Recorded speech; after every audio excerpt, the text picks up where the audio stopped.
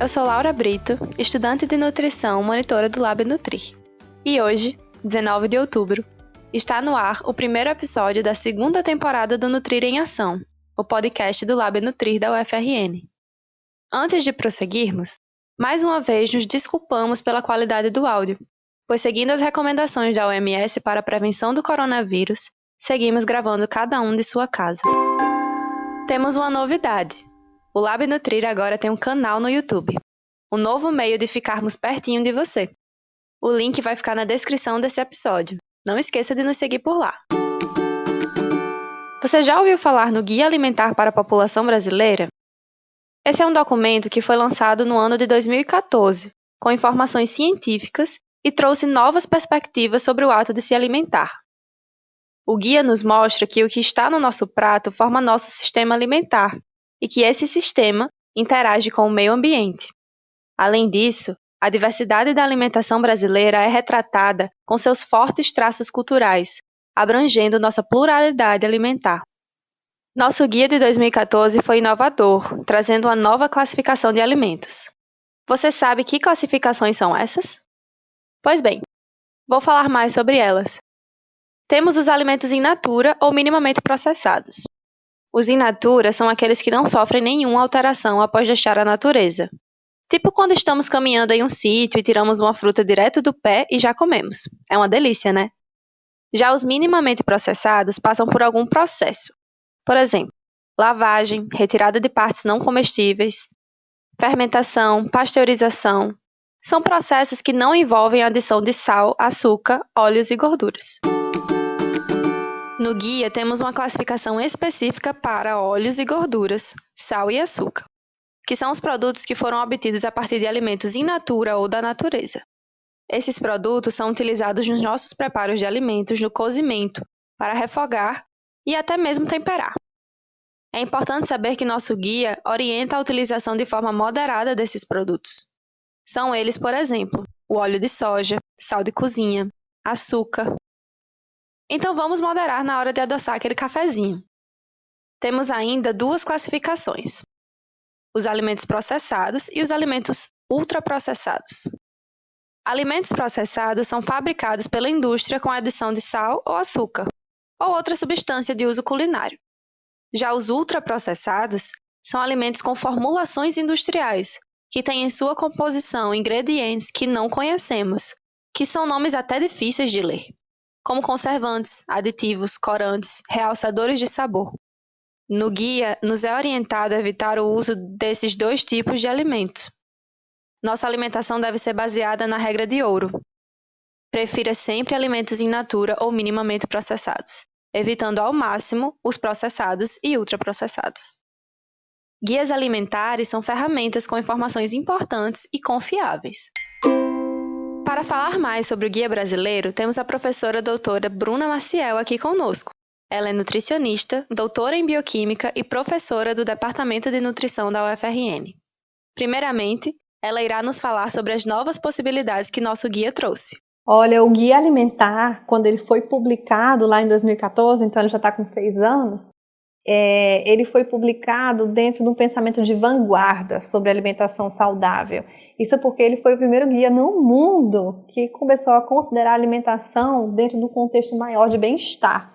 Antes a gente tinha um instrumento muito valioso que orientava a população, mas era muito voltado para a orientação sobre a ingestão dos nutrientes e quilocalorias em si. E a maioria dos guias alimentares da época faziam isso. Então, o nosso guia, ele realmente foi um dos primeiros que considerou outros aspectos da alimentação para a população.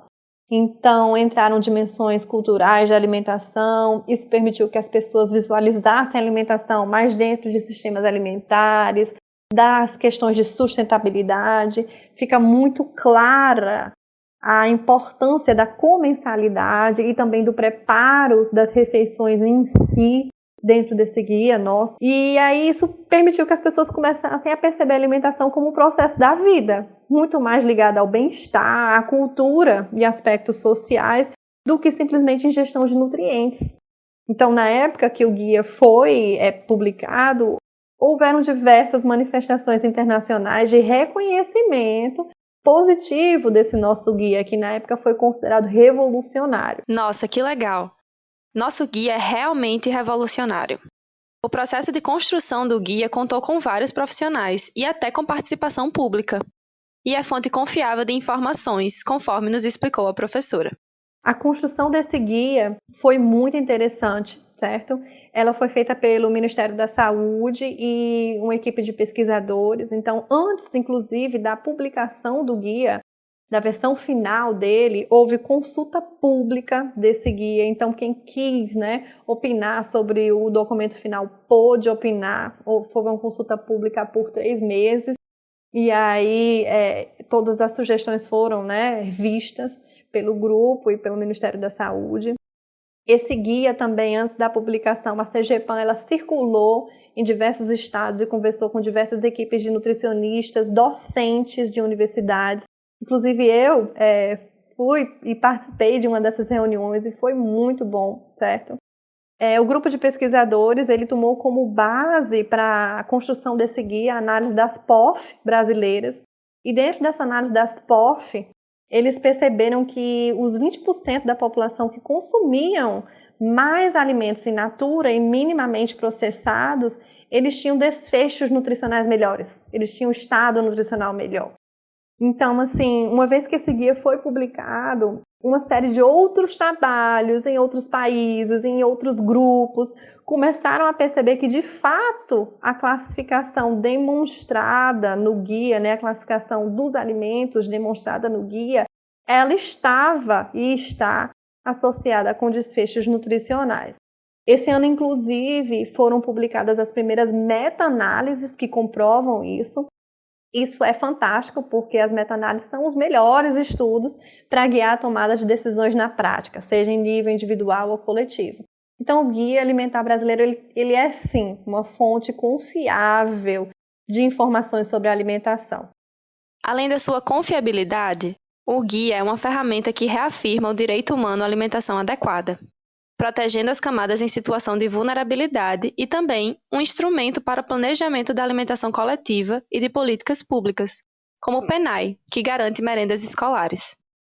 Para reforçar as categorias dos alimentos e nos explicar melhor, a professora vai falar mais sobre e a relevância das categorias. Foi ótimo você me perguntar isso para deixar mais claro, certo? O guia realmente levou em consideração o nível de processamento dos alimentos. Como assim processamento, É como aquele alimento ele foi tratado depois que ele foi retirado da natureza. Então, essa classificação ela veio a partir de trabalhos científicos que deram origem a essa classificação, tá?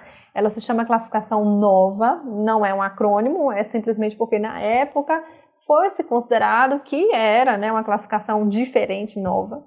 E no guia, essa classificação ela foi traduzida de uma maneira um pouco mais simplificada para que a população pudesse entender melhor.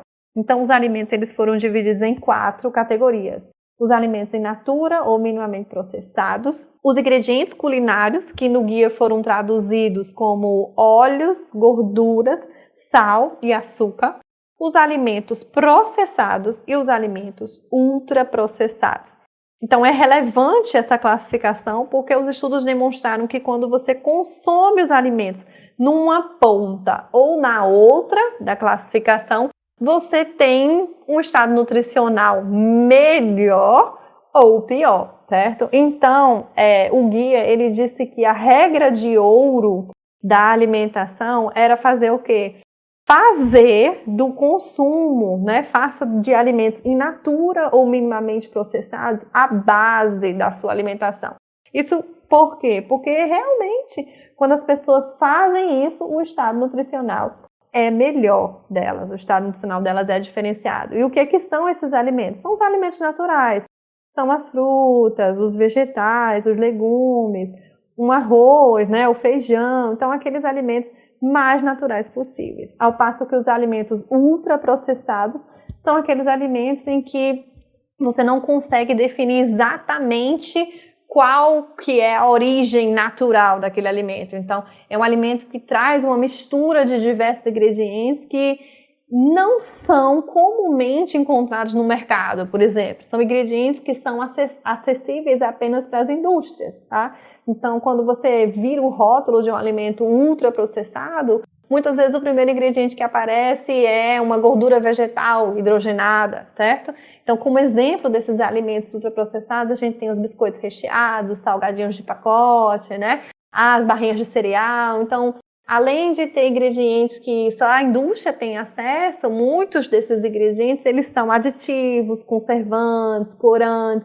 E o consumo desses alimentos ultraprocessados, ele acaba sendo associado com maior obesidade.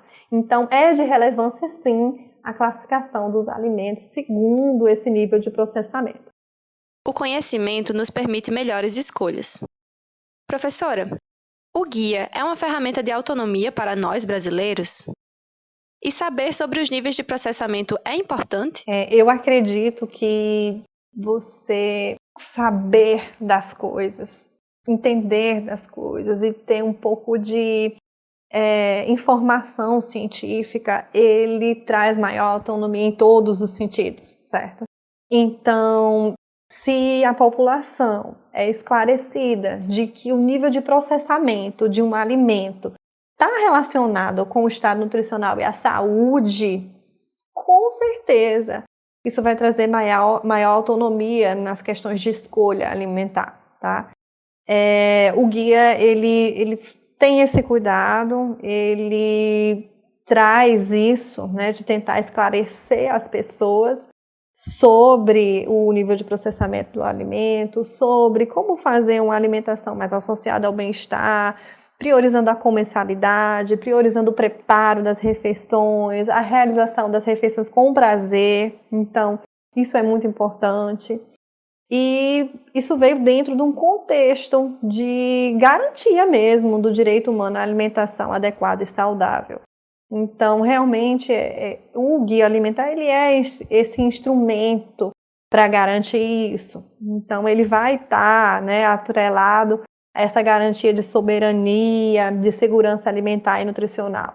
Então, é importante sim. Mesmo sendo essa valorosa ferramenta, recentemente o guia sofreu um ataque por parte do Ministério da Agricultura, Pecuária e Abastecimento. Mas houve uma forte resposta por parte de vários profissionais. Felizmente, no último mês, a gente observou uma grande polêmica em reação ao vazamento de uma nota técnica do MAPA, que desconstruía um pouco não, né? Desconstruía absolutamente isso do guia. Mas foi bom perceber a reação em massa de diversas instituições, organizações em nutrição, instituições de ensino, organizações também na medicina, que se posicionaram contra essa nota técnica do MAPA. Então, que bom, né, que isso de certa forma aconteceu, a gente conseguiu visualizar que não é o pensamento da maioria e que realmente a gente tem aí associações técnicas e de cientistas que endossam exatamente o contrário e que estão aí para proteger esse nosso guia alimentar, né, e proteger a soberania e a segurança alimentar e nutricional e o direito humano à alimentação adequada e saudável da nossa população. Então, que bom que além do guia a gente também tem essas outras organizações, né? Saber o que tem no que estamos comendo nos permite consciência nas escolhas. Então, a leitura de rótulos é importante? Olha, sem nenhuma dúvida, ler rótulos de alimentos gera mais consciência, sim, do próprio consumo alimentar. Essa é uma das primeiras coisas, inclusive, que a gente ensina aos nossos alunos de nutrição no curso de nutrição. Então, a partir do momento que as pessoas começam a aprender a ler os rótulos dos alimentos, elas começam a entender mais sobre aqueles alimentos.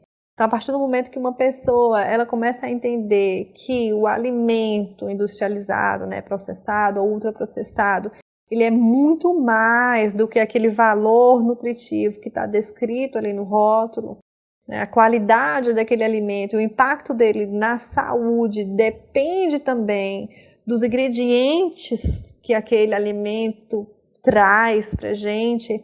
Isso traz mais consciência, sim, do que é aquele alimento para a pessoa. O Guia Alimentar ele faz isso muito bem, porque ele consegue esclarecer um pouco mais para as pessoas o que é um alimento ultraprocessado, o que é um alimento in natura, o que é um alimento processado. Então isso é muito bom, isso gera sim mais consciência, é uma das coisas que a gente precisa continuar promovendo, essa questão da consciência, fazer com que as pessoas entendam o que é uma sacarose, o que é uma gordura vegetal hidrogenada. Quando elas começam a entender um pouquinho mais desses ingredientes nos rótulos, elas começam a entender um pouco mais do impacto daquele alimento na saúde delas. Então isso é muito bom e a gente precisa promover sim esse conhecimento. É aquilo que eu falei, conhecimento é sempre bom, nunca é demais. E quanto mais científico ele for, mais respaldado vai ser, melhor vai ser para as pessoas. Um sistema alimentar consciente e sustentável é feito também quando conhecemos o que comemos, com verdade, respeito cultural e saber o impacto das nossas escolhas no meio ambiente. Professora, para finalizar, o Guia Alimentar nos ajuda a ter escolhas mais sustentáveis? Essa é uma pergunta bem interessante e acho muito ligada ao Lab Nutri, porque os estudos estão começando a sair nessa área da sustentabilidade. Então, a gente tem, por exemplo, uma tese de Josefa Maria Garzilo, para os interessados, que demonstrou que ela conseguiu fazer as análises de consumo alimentar, considerando a classificação nova, e ela demonstrou que as pegadas de carbono e de água, elas são consideráveis quando a gente consome alimentos ultraprocessados, tá? Com certeza, consumir alimentos in natura e minimamente processados pode sim ajudar nas questões de sustentabilidade, quando a gente pensa que se a gente consome esse tipo de alimentos, a gente vai estar favorecendo a agricultura familiar, a agricultura local, os produtos do lugar. Então, isso com certeza promove sim a sustentabilidade. É interessante também a gente falar um pouquinho de questões financeiras, tá? Então, no Brasil, os alimentos in natura e minimamente processados, eles ainda são mais baratos do que os ultraprocessados. E isso foi demonstrado no estudo de Maia e colaboradores, que foi publicado esse ano na Public Health Nutrition, que é uma super revista, né, nessa área. E é bom que isso ainda seja assim, mas infelizmente a tendência demonstrada por esse trabalho é que até 2026, se nada for feito, vai haver uma inversão disso. Os alimentos ultraprocessados vão ficar mais baratos. Então, assim, realmente esse é um problema, porque eles são menos saudáveis, os estudos já têm demonstrado isso. E uma vez que a gente deixa de comprar do produtor local, a gente deixa de comprar da agricultura familiar, a gente vai comprar mais alimentos industrializados. Então, realmente a gente não vai estar favorecendo algumas questões ligadas à sustentabilidade nesse sentido. Então, vale a pena pensar, né, mais profundamente. Muito obrigada, professora Bruna, pela sua valiosa contribuição. Ficou bem clara a importância do nosso guia e do quão importante ele é para que nosso direito a uma alimentação adequada seja assegurado. É importante o conhecer, saber sua aplicação, usufruir das informações nele contidas e ter a certeza que ele é uma ferramenta de autonomia alimentar para nós brasileiros, que nos permite fortalecimento coletivo. Saber mais sobre o nosso guia é essencial para que por ele lutemos. Hoje vamos ficando por aqui. Caso você tenha alguma dúvida ou sugestão, pode entrar em contato conosco pelas redes sociais @nutriorta ou e-mail. Não se esqueça de seguir nosso podcast e compartilhar com os amigos. Até o próximo episódio. Se cuidem! A pesquisa e entrevista desse episódio foi realizada por Yasmin Araújo, o roteiro foi de Vanessa Almeida, a gravação por Laura Brito, edição de som e foto da capa do episódio por Juliana Lino.